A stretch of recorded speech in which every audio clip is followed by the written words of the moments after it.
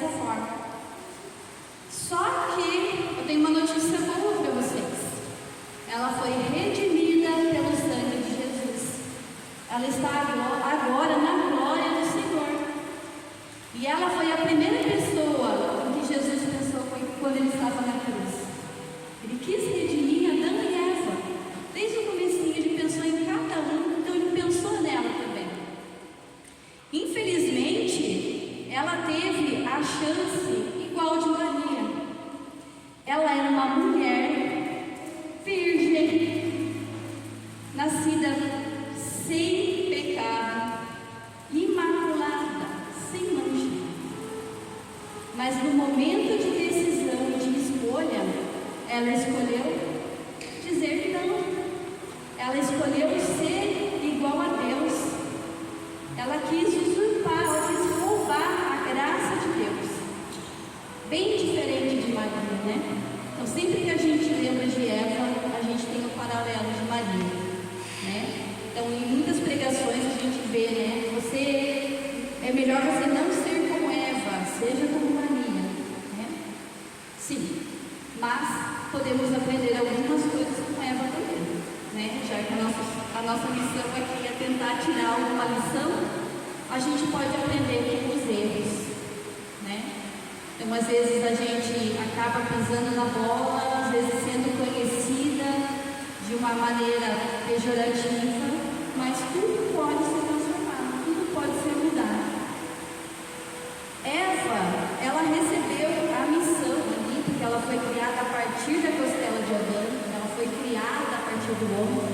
Ela recebeu a missão de ser a companheira auxiliadora de Adão. E essa é a nossa primeira missão, né? A segunda missão era ser mãe. Então, Deus pediu que se multiplicasse, né? Então, vamos guardar essas duas missões de Eva, né? Ser auxiliadora de nosso esposo, de nosso marido, e ser mãe, né? Mãe na fé, mãe fisicamente, né? Biologicamente. Como missão ali de auxiliadora, ela devia ter ouvido Adão. Deus não falou para Eva que não era para ela comer o fruto. Ele falou para Adão. Adão deveria ter repassado esse comunicado para Eva. E Eva deveria ter acreditado nele, né? Mas a primeira coisa ela deixou, né, de acreditar, de apoiar o seu marido. Então esse é o grande erro. Mas ela também ensinou os seus filhos. Mesmo depois expulso do paraíso, depois que ela teve Caim e Abel, eles sabiam como fazer para agradar a Deus, que era a partir do sacrifício, né? Então, se eles, Adão e Eva, não ensinassem seus filhos, nós nem saberíamos, né, coisas sobre Deus, porque os dois andaram com Deus, né? Então aí ficou a primeira personagem, Eva, foi incluída no estudo. Hoje era para a gente falar, então, para a gente falar sobre a mulher de Noé. Vocês já ouviram falar sobre a mulher de Noé? Qual que é o nome dela? Noé. Mulher de Noé. Ela não tem nome, não aparece o nome dela na Bíblia. Só aparece que ela era a mulher de Noé. Então veja só, ela pegou essa primeira lição que eu passei para vocês sobre ela, a submissão ao seu marido. O seu marido estava no centro dessa missão. Foi a ele que Deus deu a ordem de construir uma arca, né, de colocar os animais ali dentro.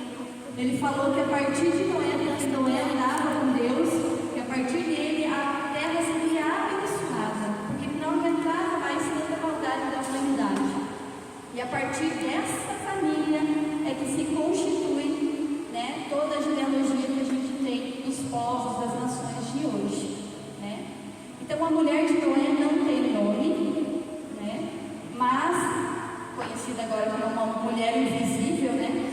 Mas ela é importante porque se ela não tivesse ouvido seu marido, acreditado nele, apoiado a sua missão e contribuído para que tudo acontecesse, não existiria humanidade hoje. Então ela é a auxiliadora e apoiadora, né? Uma mulher invisível, ela não está no jornal, né? Não aparece o rosto, não, ninguém lembra o nome dela, ninguém fala sobre ela foi citada uma vez, mas se não fosse por ela, a missão de Noé não teria dado certo. Então, que possamos ser esse tipo de mulher, em primeiro lugar, né? Auxiliar o nosso marido, a missão dele, nós somos os auxiliadores, né? E contribuir para que tudo seja, né, conforme a ordem do Senhor, ok? Então é isso. Eu vou passar a palavra agora para a Dani, que ela vai falar sobre mais uma personagem, né? Então foi a Eva, a mulher de Noé. Posso te dar? E agora a gente vai falar sobre a Sara. Agora vai falar sobre Sara. Eu botei o dedo aqui na frente. O que é Sara? Você vai saber agora quem que é Sara. Sara já tem nome, né? Vamos evoluir. Bom, Sara é a esposa de Abraão, pai da fé. Nosso pai na fé. Sara tem uma limitação.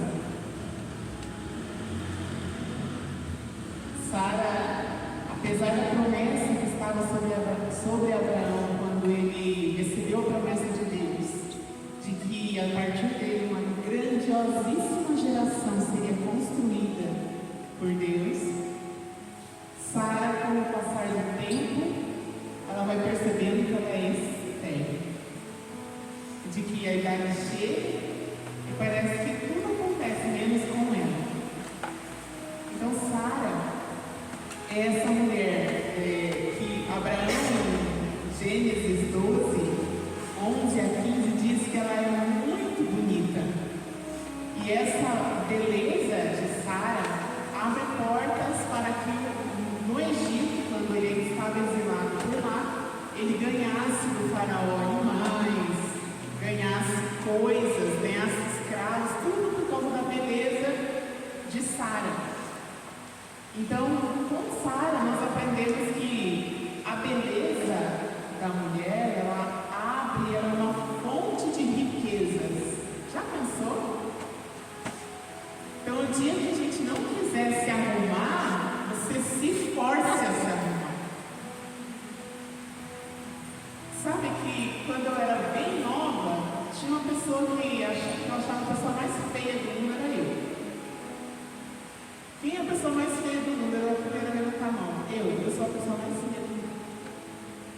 Eu não gostava de mim, eu não gostava de me ver no espelho, eu não gostava. Eu achava que eu era bem feia, sabe? Por quê? Por causa da minha história, por causa das coisas que eu escutei, por causa de preconceitos, por causa de um monte de coisa. Eu fui abraçando aquilo, fui abraçando aquilo. Eu achava que nenhum homem não queria casar comigo, porque ninguém ia querer casar com uma pessoa tão feia quanto ele. E a partir da caminhada, eu tive um encontro com Deus, e esse encontro com Deus foi me refazendo. Jesus foi me ensinando, olha, Dani, você é linda. Eu te fiz perfeita e linda. Eu andava com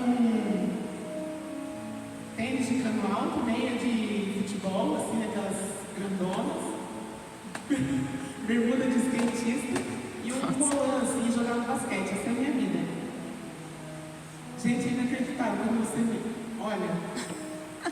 Aí eu fui entendendo que eu podia usar uma maquiagem, que eu podia passar uma base no rosto, que eu podia cuidar do meu cabelo, que eu podia vestir uma roupa feminina, que eu podia colocar uma saia, que eu podia usar um brilho, que eu podia voltar a ser feminina. Eu não precisava andar igual homem, igual mulher. E a partir daí, muitas coisas no meu coração aconteceram, muitas portas se abriram na minha vida a partir da beleza. A partir da beleza. Então, assim, não ache que é só uma questão de vaidade. Deus quer, assim como Sara é elogiada por Abraão como uma bela mulher, Deus quer que nós também sejamos assim. A gente se cuida. Não deixa assim, ficar muito largado. Às vezes a gente dá um pouco, mas já volta rapidinho, tá? Não vai engordando.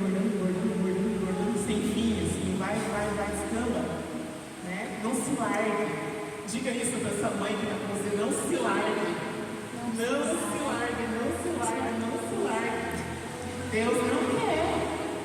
Olha só o exemplo de Sara.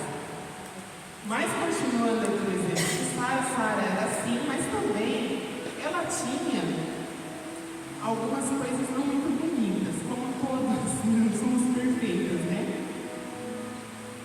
A beleza dela é uma fonte de riqueza, mas com a demora de Deus, ela começa a não acreditar mais que aquela promessa iria se cumprir. Ela enfrenta dificuldades, como a viagem que eles tiveram que fazer, quando ele teve que ir atrás da terra prometida.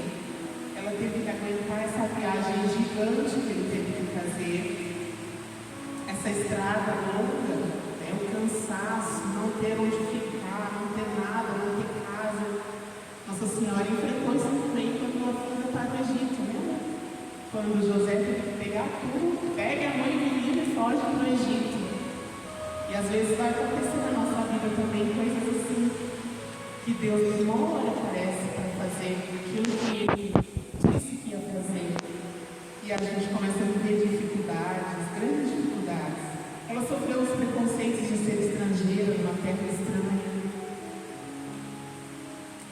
E por fim, a angústia de não ser mãe. Coisas que muitas mulheres hoje enfrentam. As dificuldades de ser mãe, de não poder engravidar, de querer muito filho e não ter. De ver o filho dos outros nascendo, às vezes até cuidar do filho dos outros, mas o seu filho não vem. Né? Isso é uma grande angústia. E por fim, quando o anjo traz a promessa, Sara dá risada. Mas não é uma risada de alegria, é uma risada de tipo, só que não, né? É claro que não, imagina, não. Olha, a gente tem aqui mães de todas as idades. Você já pensou? Pegar uma mãe assim com 60, 70 anos de idade e o anjo aparecer e falar que você vai gerar? Ela riu e debochou de Deus. Ela não acreditou. E às vezes nós também falta fé. A gente olha muito para as realidades da nossa vida e avalia conforme o nosso olhar as coisas. Mas Deus vai fazer na vida do meu marido? Duvido. Isso daí, difícil de entender. No meu filho? Não vai fazer. Com certeza que não vai. E a gente às vezes dá essa risadinha sarcástica, igual Sara. Mas Deus é misericordioso. Porque Ele via em Sara um chamado. E não foi a falta de fé dela, apesar de que ela extrapolou na falta de fé, porque ela chegou ao ponto de pedir para que Abraão fizesse um filho em Agar. Já pensou, gente? Não, eu estou velha demais, mas já que eu não posso, né? Tá certo que o anjo falou, mas é lógico que não, né? Não vai acontecer. Porque eu não sei se o anjo viu, mas eu estou velha. Mas Agar não, Agar tem idade. E ela pode ter filho. Abraão, por favor, né? Já pensou na situação? A gente não pode cair no erro de achar soluções humanas para as coisas. A gente precisa buscar as soluções que vêm de Deus. Deus tinha um plano certinho, no tempo dele, do jeito dele. Mas a gente quer colocar, nossa, não, já sei o que Deus tem que fazer. Deus tem que fazer assim, assim, assim. Quantas vezes, minhas irmãs, sou eu só que fico achando solução no lugar de Deus? Não, Deus tem que falar isso, isso e isso. Vou colocar a palestra X para passar para a fulana de tal que tem que ouvir. Quantas vezes? Não, vou comprar um livro tal, porque eu sei que esse livro daí dá para a pessoa, não adianta nada. Não é? Se não for Deus para fazer do jeito dele, no tempo dele. Então, Sara nos ensina a não ser assim. Se Deus falou, se Deus prometeu, Deus vai cumprir do jeito dele, no tempo dele. Amém? Amém. Então ela foi, mesmo apesar de sua falta de fé, daí teve Agar, teve o nome do filho de Agar? Ismael. Quase falei Samuel, Ismael. E depois gerou, e olha só a confusão que tá, né? Porque aí tem a questão toda do Islã aí, né? Meu Deus do céu. Olha Sara. Às vezes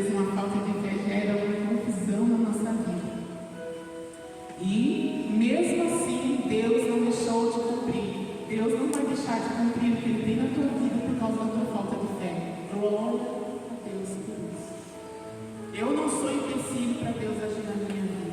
Assim como Sara, mesmo não crendo, Deus honra a sua palavra, porque Ele não pode desdizer o que Ele diz. Se Ele promete, Ele cumpre até o fim. E Isaac vem. Na velhice nasce Isaac. Quem somos nós, tantas mulheres? Quem somos nós nesse contexto? Quem somos nós nesse grupo todo? Quem somos nós? Será que somos Eva, que queremos subir de nível, né? Nos igualar a Deus? Puxa vida, que promessa, que coisa mais assim atrativa, né? Você igual a Ele. Uau! Ou será que somos como a mulher de Noé? Ou será que somos Sara? Que às vezes até dá uma risadinha, pensando assim, é claro que não, né? Deus não vai fazer. A nossa pequenez, a nossa falta de fé. Quem somos nós? Feche os seus olhos.